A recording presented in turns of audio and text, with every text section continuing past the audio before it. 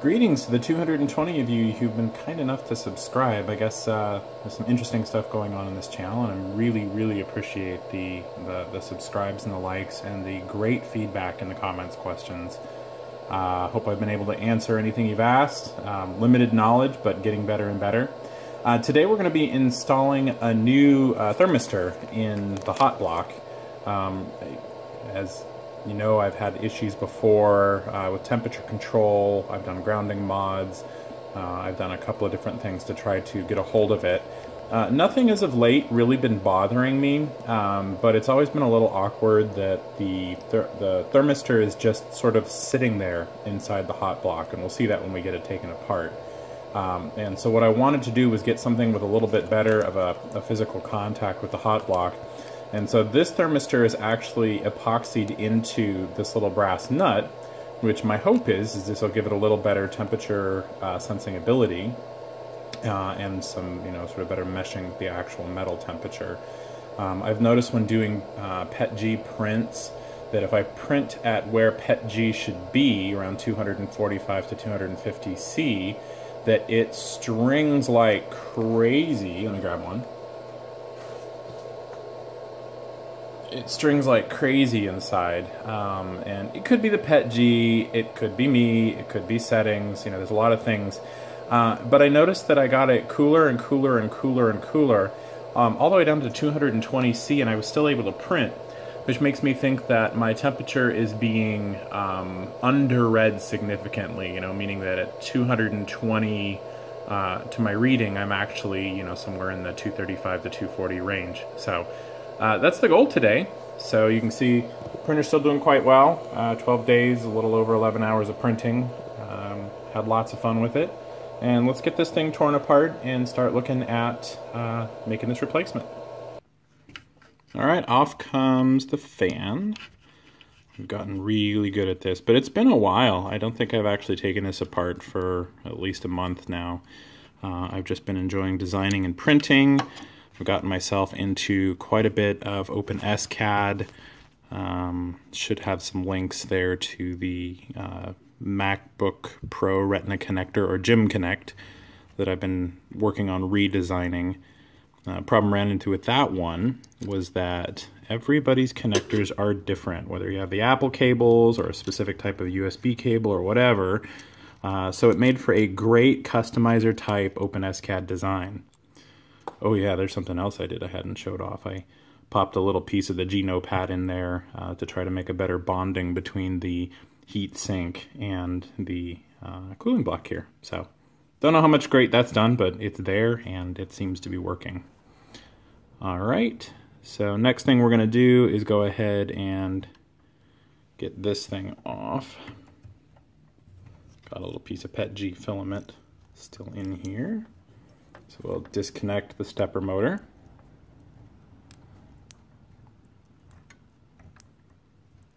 There we are. And slide that off.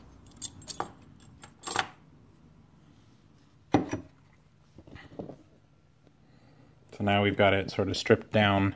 And what I'm trying to do is I'm trying to get down here to my Micro Swiss hot block. And so we'll go ahead and get a little bit better of an angle on here. I think I'm going to go ahead and raise the platform up so I can get to the screws that are holding it underneath.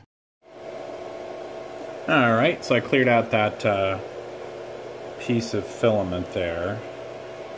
Got it all heated up and then popped it out. So you can see that we're already getting a little filament popping down here. Let's see if I can focus in on it a little bit. Probably not. So I'm going to go ahead and get these two screws right here.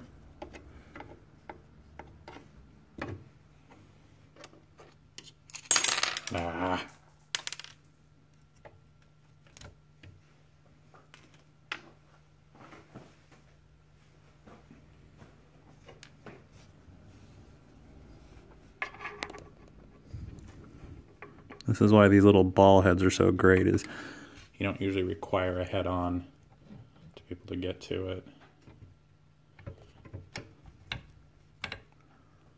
There we go.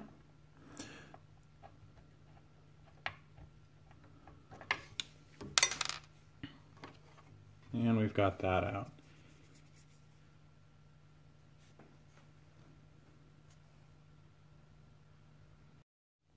So this is the part we're after right here. This is the thermistor, and in this particular design, it's actually just held in there by a little washer with some felt on it and one of these cap screws. So we'll go ahead and pop that out.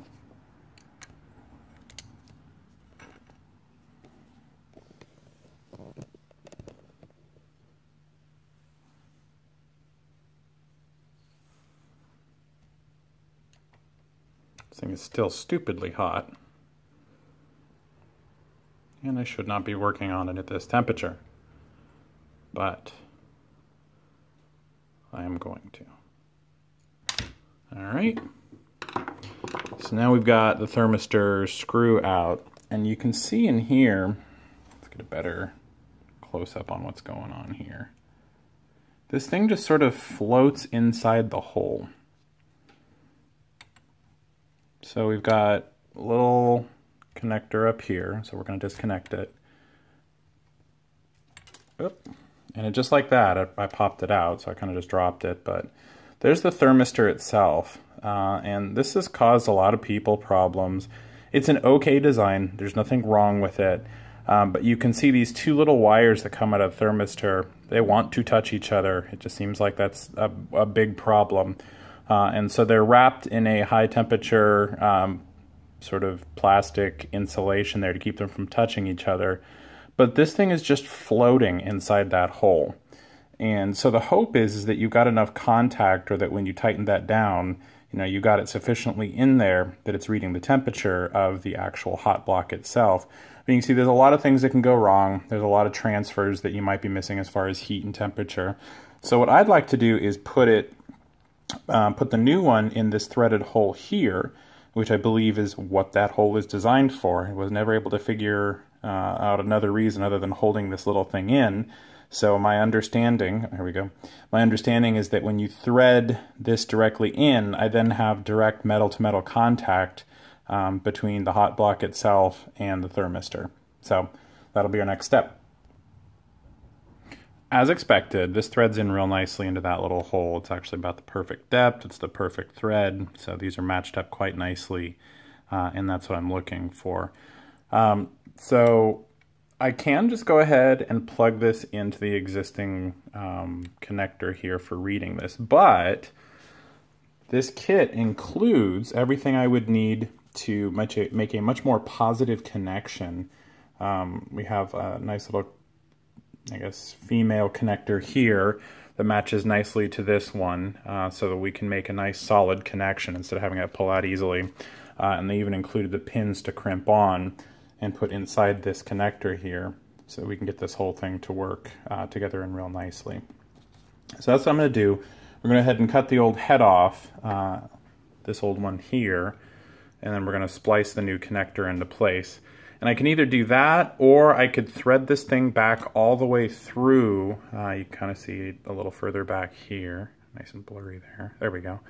I can thread it all the way back through and take it out of the main control box and then replace it with this whole long monstrosity.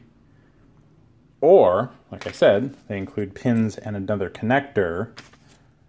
Because you can see this one's already done for you. Or I can use the pins in the other connector to patch it onto the existing cord, which sounds like a lot less work to me. Alright, so I could just go ahead and take a pair of diagonal cutters and just cut this, but I'd rather go ahead and remove it cleanly in case I want to reuse that connector, or I change my mind. You know, it gives me a little bit of an option. So I'm just going to take a little screwdriver here, little flat blade, or you can take a tip of a knife, and you lift up on this plastic piece here.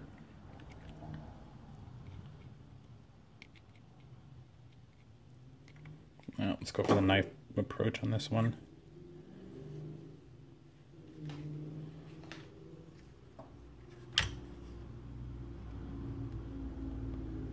And then you should be able to push the pin back through, so it's just a matter of having sort of some pressure on the pin at the same time as you're lifting this connector. actually appear to be pushing it further down rather than the way I want to be.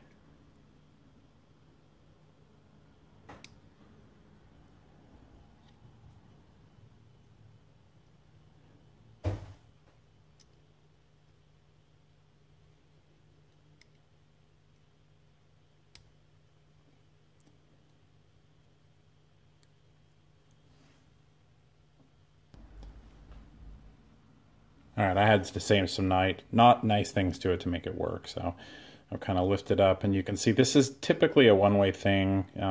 I've got this pulled out now, but I don't know if that's ever going to flex back down into there again.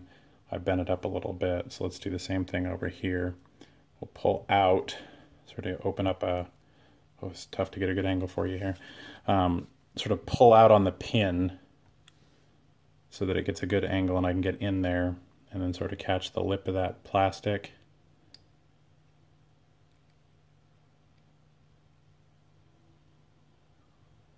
And now we slide. So we'll go ahead and clip these things off carefully. Doesn't seem like I'm going to be able to save much more than the end of that there. So we'll grab my real good cutters here.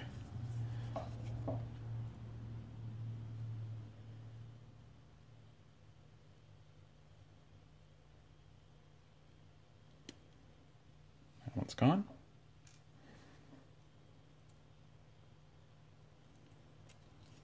Just don't have a lot to work with here, so I'm trying to cut them as close to the pins as I can.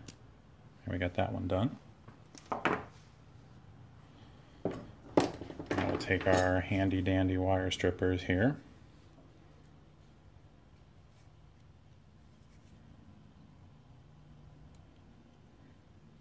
Now we'll strip some end off.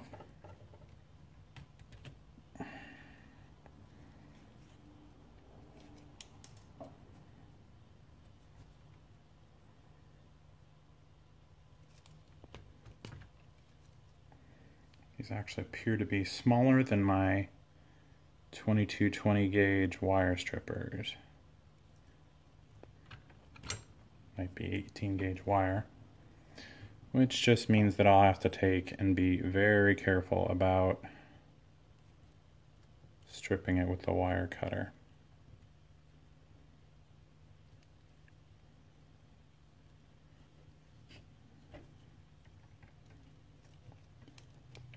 There we go. Got one done there. I think I'll probably try to do the same scoring as I did. I should say these are probably 24, maybe 26 gauge. They're pretty tiny.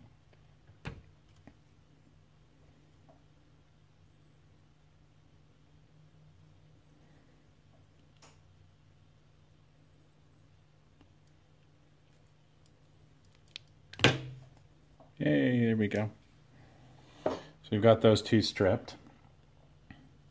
All right, the first thing we're going to do is prepare the pin to sort of receive, or the little, I guess the pin connector to receive the wire. And I had already snapped this off its other set here.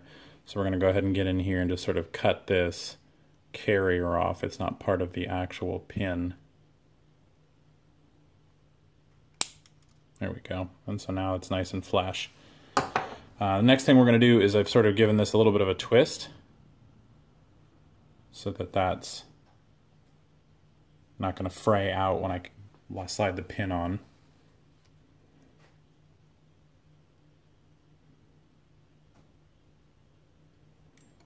Then we're going to drop it, because this is what we do at least a couple of times. So I can keep up with Joel. Joel likes to drop things too. And what I'm trying to do is get this to sort of slide inside this little channel in here. And the channel inside is flat, so this doesn't really want to do what I want it to do.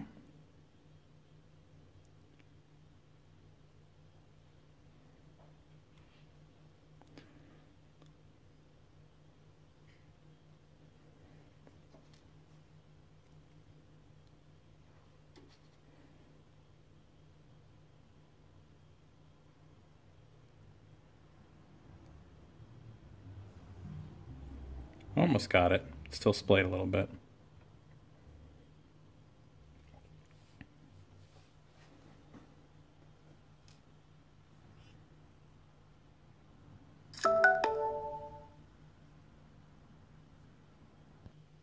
Alright, so I've kind of gotten an idea how this works, watching YouTube videos, believe it or not.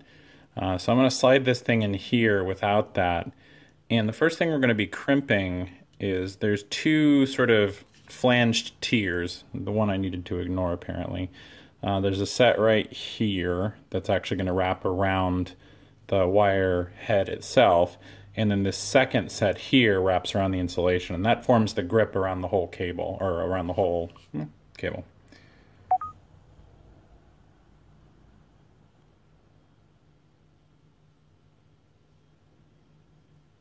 First thing I'm going to do is sort of get this into a position here.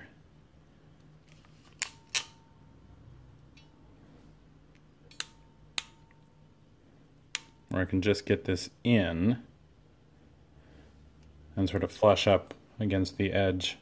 So you can see it's ready to crimp the second wings, but not the first one, which is fine. So then we'll get this in here.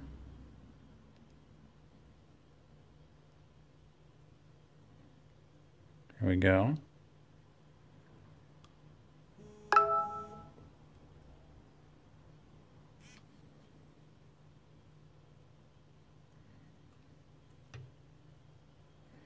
It's my hangouts, not yours.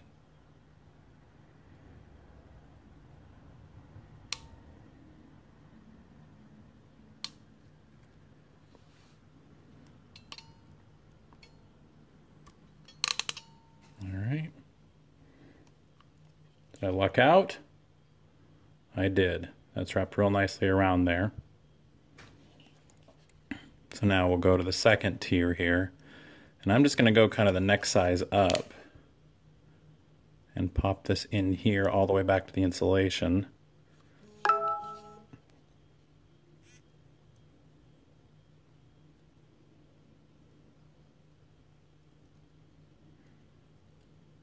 And it fell off. Success! So this is my very first pin crimp. I survived. So it wasn't an all-in-one thing like I expected it to be. It was, you know, sort of slip it in, crimp it, hit it with another pair of pliers to tighten it down, make sure that the sleeve was on, crimp it. So it's all in there. It's nice and tight now. I may put a dab of solder on that. I don't know. We'll see. But that first pin's done. So now I'm going to move on and I'm going to do the second one. So after much messing around with these pins, I ended up snapping one off and having to restrip and then solder it on because I don't have any more. So let's just say pins and I are not getting along today. I thought I'd save myself some time. I don't believe I actually have at this point. So, oh well.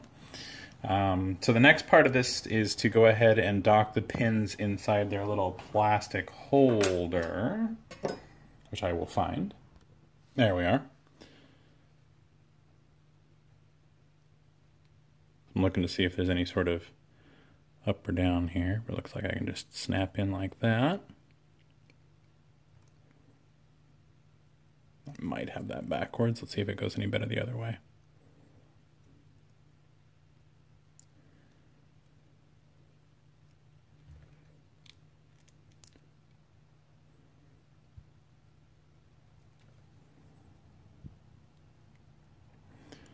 For a positive click, but I'm not hearing anything, so we'll go ahead and pop the other one in here.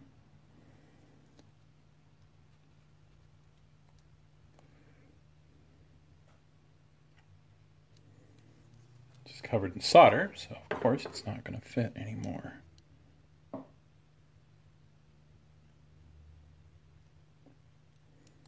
Trim that out a little bit.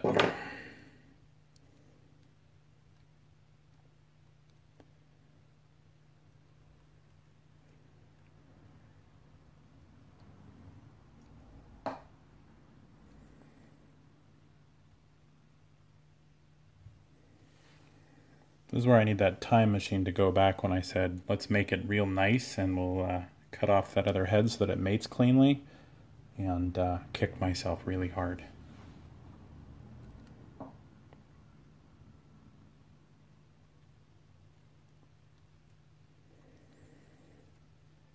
Let's see if I can't sort of push this cord back in a little bit, even these up.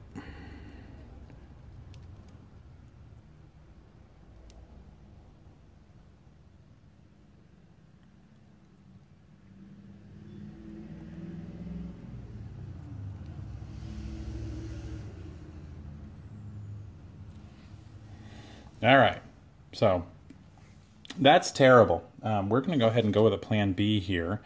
I'm going to cut this whole head off and splice the nicely done one on, and everybody will be happy. Now, doesn't plan B look so much nicer? And we know these pins work. You know why? Because I didn't crimp them. So, that part's done. So now, luckily, we've had plenty of time for this to cool down. So I'm going to go ahead and make sure that it's twister all the way in here. So I'm just turning it clockwise until it seats. And I'm just tightening down the new thermistor into the body here. There we go, finger tight. Now I'm going to go ahead and connect it all up. Just sort of a dream of a connection here. And let's boot the unit up.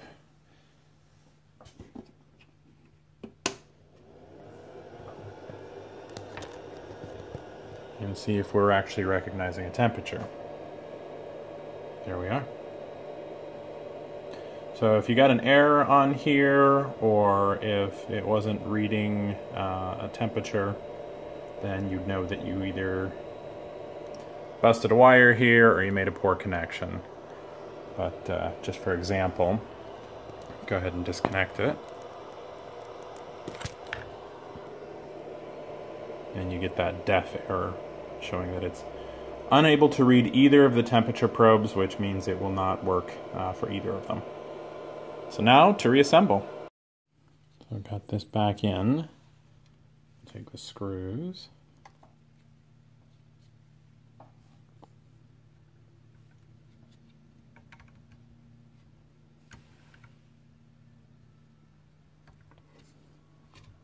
Run it back up into the hot block there. Oh, you said use the included ones. Okay, I gotcha.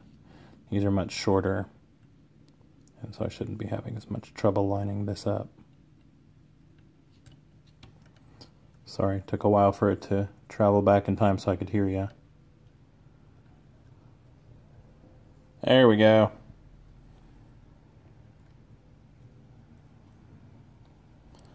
See, what's tricky about this is I have to do it, publish it, have you comment on it, read it, go back in time and fix it. It's a lot of work. Alright.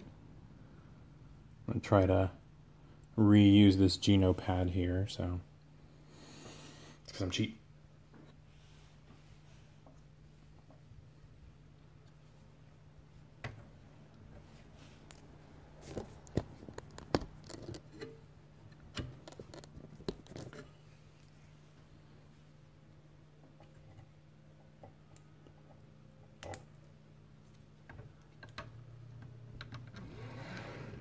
All the way against the edge, as always, because you don't want to drop that once you've got this sort of route, or you've got this loose, because it will probably break the glass bed. That's one bad, and then it's not great for the stepper motor either. Take two. I reassembled the fan forwards. I guess what's kind of nice is that since these cap screws sink in, if you have your fan backwards, they won't sink in, and you can't reach the stepper motor. So I guess that's a plus.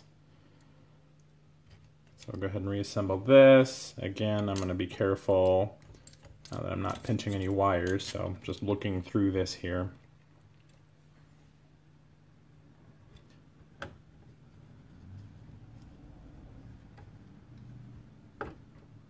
One side sandwiched.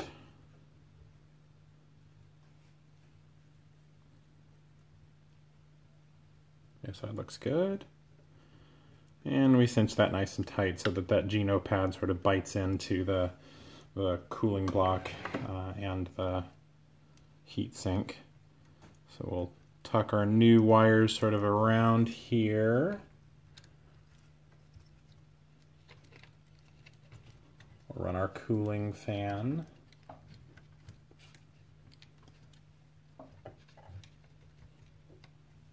Sort of nicely into here. And plug that back in. And power on again.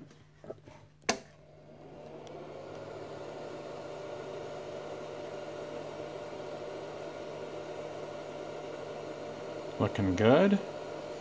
And we're going to go ahead and preheat.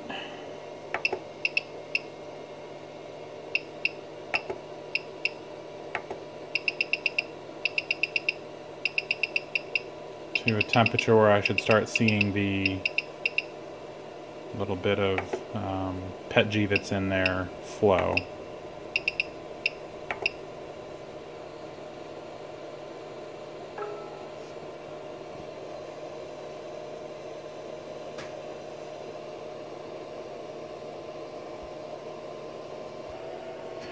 So kind of something interesting here, it overshot the temperature, and that is most likely going to be because I tuned, or I did PID tuning on the old Thermistor. So the reaction times are a little different, so it's going to be important to go ahead and do a PID retune at this point. You can see I've definitely loosened up my piece there. Nice and stringy like I like it, or my piece of PETG. But the temperature's pretty good. So I'm going to go ahead and do a PID retune here, because you can see it's having a real hard time hitting the target temperature, and so that's something that'll make life a lot easier.